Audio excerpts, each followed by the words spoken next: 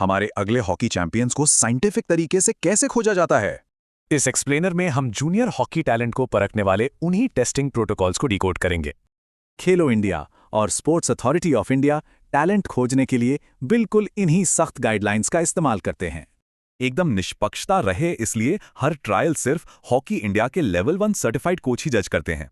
खिलाड़ियों को उनकी खास पोजीशन के लिए परखा जाता है, जैसे गोलकीपर, डिफेंडर, मिडफील्डर या फिर फॉरवर्ड। अब दिलचस्प बात यह है कि पूरी टेस्टिंग को 3 मेन पिलर्स में बांटा गया है। पहला पिलर है फिजिकल फिटनेस। इसमें खिलाड़ी की रॉ स्पीड, फुर्ती और स्टैमिना का तगड़ा टेस्ट होता है। 10 मीटर स्प्रिंट में खड़े होकर दौड़ना होता है, 2 चांस मिलते हैं और बेस्ट टाइम नोट होता है। एलीट स्टैंडर्ड देखिए, एक्सीलेंट रेटिंग के लिए जूनियर लड़कों को इसे 1.75 सेकेंड से पहले पूरा करना होता है।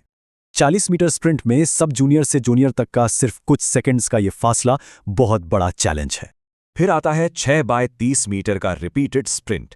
ये टेस्ट सच में पसीने छुड़ा देता है। थकान मापने के लिए कोच सबसे तेज और सबसे धीमे समय के बीच के अंतर को साइंटिफिकली नापते हैं। और फिर है मशहूर यो-यो टेस्ट। ये टफ सिचुएशन में खिलाड़ी की रिकवरी कैपेसिटी चेक करने के लिए है। ऑडियो बीप्स के साथ 20 मीटर की दौड़ और बीच में सिर्फ 10 सेकंड का सख्त रिकवरी ब्रेक। चलिए अब दूसरे पिलर पर चलते हैं। ये है हॉकी स्किल्स, जहां असल टेक्निक की परीक्षा होती है। इसमें फील्ड प्लेयर्स की शॉट पासिंग, ड्रैग फ्लिक और टैकलिंग जैसी बारीक स्किल्स को परसेंटेज में स्कोर किया जाता है। वहीं गोलकीपर्स के लिए अलग ही चुनौतियां हैं। उन्हें मूवमेंट्स, पंटिंग और परफेक्ट ब्लॉकिंग स्किल्स पर जज किया जाता है। और आखिर में सबसे क्रूशियल पिलर है गेम अवेयरनेस। ये खिलाड़ी के दिमाग और उसकी फुर्ती को मापता है।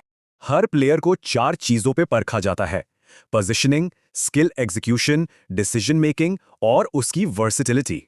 परफॉर्मेंस ट्रैक करने के लिए ज्यादातर टेस्ट साल में 2 बार होते हैं, लेकिन योयो टेस्ट 4 बार होता है। आखिर में खिलाड़ी को फीडबैक मिलता है और यह सारा डेटा सीधा हॉकी इंडिया के पास चला जाता है। इतने सटीक साइंटिफिक डेटा और टफ टेस्टिंग के बाद क्या हमें यहीं से अगला ग्लोबल हॉकी सुपरस्टार मिलेगा?